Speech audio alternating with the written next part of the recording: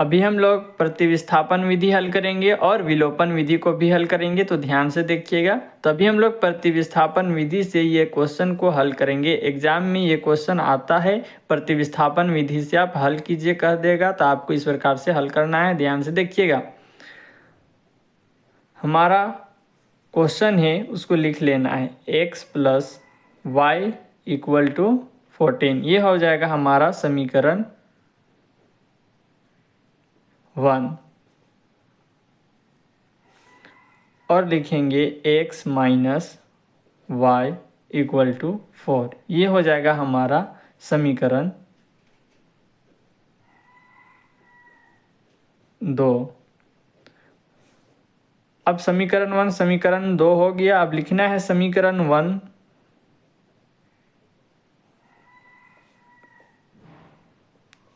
को हल करने पर, तो समीकरण 1 को हल करते हैं। कैसे हल करेंगे ध्यान से देखिएगा, x plus Y equal to 14। अब हमें क्या करना है, x इक्वल टू 14, ये जो प्लस में दिख रहा है y, तो जब इक्वल की इधर आता है तो माइनस के y हो जाएगा। इसे हम मान लेंगे समीकरण 3। क्या मानेंगे, समीकरण 3। अब समीकरण 2 में हमने समीकरण 1 को हल किया, x equal to 14 minus Y आया, जो है हमारा समीकरण 3। लेकिन अब क्या करेंगे, समीकरण 2 में x का मान को रखेंगे। समीकरण 2 में x का मान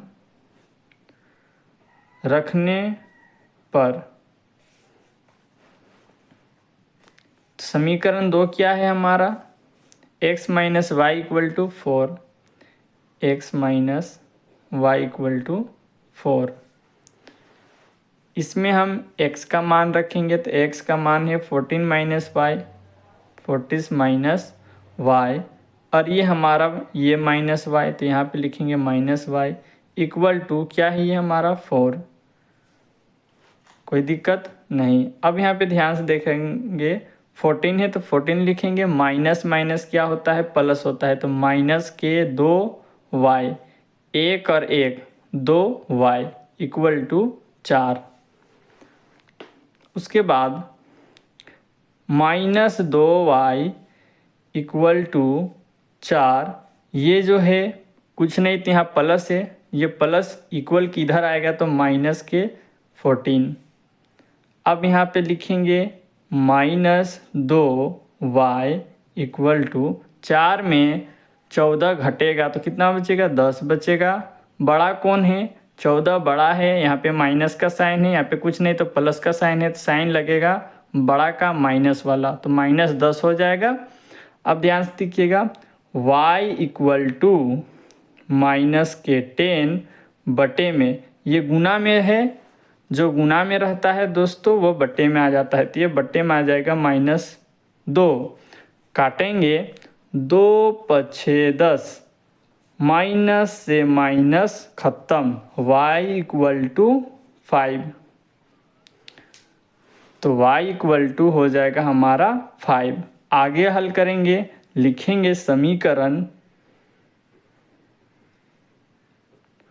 जो हमने 3 माना था, समीकरण 3 में y का मान रखने पर, तो y का मान रखेंगे समीकरण 3 में। समीकरण 3 है x equal to 14 minus Y, लिखेंगे x equal to 14 minus Y. कोई दिक्कत नहीं, x equal to 14 minus Y का मान 5, y का मान रखेंगे 5। कोई दिक्कत नहीं, x इक्वल टू 14 में 5 घटेगा, हमारे पास बचेगा कितना, 9। साइन क्या लगेगा, जो बड़ा है दोस्तों यहाँ 14 है और यहाँ पे -5, बड़ा का में क्या साइन है प्लस का, तो यहाँ पे प्लस ही रहेगा, मतलब कि कुछ नहीं, x = 9। तो लिखेंगे अतः x हमारा x का जो मान आया वह कितना है 9 और y का मान आया हमारे पास 5। तो ये हो जाएगा इसका आंसर। अब हम लोग हल करेंगे विलोपन विधि। अब हम लोग विलोपन विधि हल करेंगे इस क्वेश्चन को, तो ध्यान से देखिएगा। चलिए हल करते हैं। तो लिखेंगे क्वेश्चन को x + y = 14 और x - y = 4। ध्यान से देखिएगा, जो समझाएंगे यहाँ पे माइनस है और यहाँ पे प्लस है। तो विलोपन विधि में क्या होता है, अगर यहाँ पे कुछ दूसरा क्वेश्चन रहता है जिसमें कुछ अलग तरीके से बताया जाता, अगर यहाँ पे माइनस और प्लस ये दोनों में से किसी एक को काटना होता है, याद रखिएगा। तो यहाँ से पहले से हम यहाँ पे क्या हो रहा है कि ये हमारा y से y क्या हो रहा है, कट रहा है। तो इसलिए हम क्या करेंगे कि हम ऐसे ही रहने देंगे और मान लेंगे समीकरण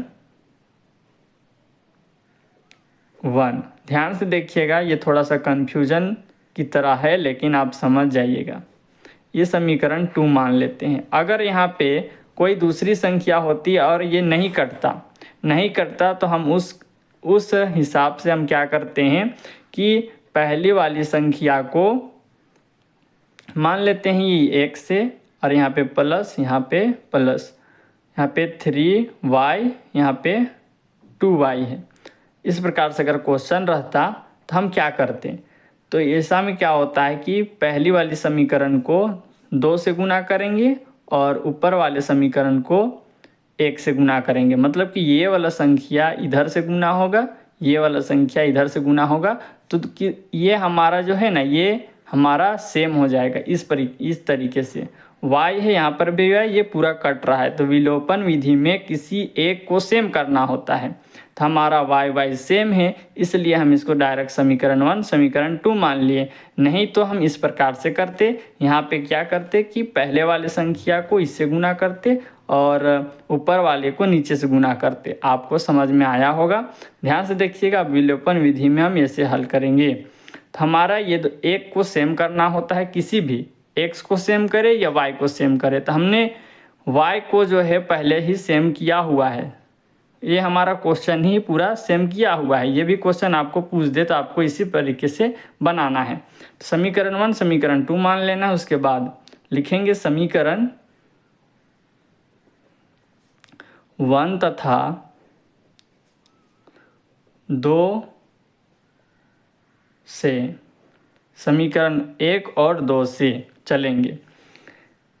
x + y = 14, x - y = 4। इस प्रकार से यहाँ पे माइनस, यहाँ पे प्लस है, तो ये क्या हो जाएगा, कट जाएगा। यहाँ पे क्या है, कुछ नहीं, तो ये 2x हो जाएगा और ये +y -y कट जाएगा। यहाँ पे प्लस होगा 14 और 4 हो जाएगा 18 हो जाएगा। अब यहाँ पे देखेंगे x = 18, ये गुना में है दोस्तों, तो ये बटे में आ जाएगा, 2 9 जा 18, x = 9 आ गया। अब हम क्या करेंगे, अब हम लिखेंगे समीकरण 1 में x का मान रखने पर, तो अब समीकरण 1 में x का मान रखेंगे। समीकरण 1 है हमारा x + y = 14। अब ध्यान से देखिएगा, ये हमारा x का मान हो जाएगा 9 + y = 14। अब देखेंगे y = 14, ये क्या है 9 है, यहाँ पे कुछ नहीं तो प्लस में इधर आ जाएगा -9। अब y = 14 - 9 करेंगे तो क्या बचेगा, 5 बचेगा। 9 में 14 घटेगा तो 5 बचेगा। तो हम बता दिए थे, अतः x इक्वल टू 9 और y इक्वल टू 5। पहले हम क्वेश्चन में प्रतिस्थापन विधि में हल किए थे, जिसमें भी यही क्वेश्चन का आंसर आया था, और विलोपन विधि में भी हम लोग अभी हल करें तो यही आंसर आया। इसका मतलब क्या हुआ कि दोनों में अगर हम सेम क्वेश्चन को हल करेंगे और उसका आंसर निकालेंगे तो आंसर भी सेम आएगा।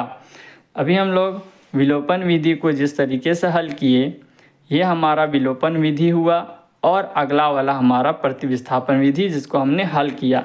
ये जो हम मेथड बताए थे, ये मेथड आपको फिर से बता देते हैं कि हम इसमें कैसे हल करेंगे। अगर कोई दूसरा क्वेश्चन रहेगा जिसमें कोई एक x सेम करना होगा या y सेम करना होगा, दोनों में से किसी एक को सेम करना होता है, तो सेम कैसे होगा मैं आपको बताता हूँ। यहाँ पे 1 है, यहाँ पे 2 है, यहाँ पे 3 है, यहाँ पे 2 है। अब हमें किसी एक को सेम करना होगा। कैसे सेम होगा? तो हमने बोला नीचे वाले को समीकरण इसे 1 मान लेंगे और इससे 2 को समीकरण 1 से गुना कर देंगे, और समीकरण जो 2 माने ई वाला को 2 मान लेंगे और समीकरण 1 वाले को 2 से गुना कर देंगे। इसको इससे गुना करेंगे, इसको इससे गुना कर देंगे। समझ में आया? 2 को यहाँ से गुना करेंगे, 1 को यहाँ से गुना करेंगे। चले गुना करते हैं। 2 को अगर 1 से गुना करेंगे तो 2x हो जाएगा, प्लस 2 को 3 से करेंगे 6y हो जाएगा, और 2 एकम 2 हो जाएगा। कोई दिक्कत? अब 1 को हम 2 से करेंगे तो 2x हो जाएगा, ये हमारा सेम हो जाएगा, प्लस 1 को 2 से करेंगे y हो जाएगा, उसके बाद 1 को 1 से करेंगे तो ये हमारा एक को सेम करना होता है। तो आपको पता चल गया होगा। अगर वीडियो अच्छी लगे, मेरी मेहनत को आप अगर समझते हैं तो लाइक और सब्सक्राइब ज़रूर कीजिएगा। मिलते हैं नेक्स्ट वीडियो में।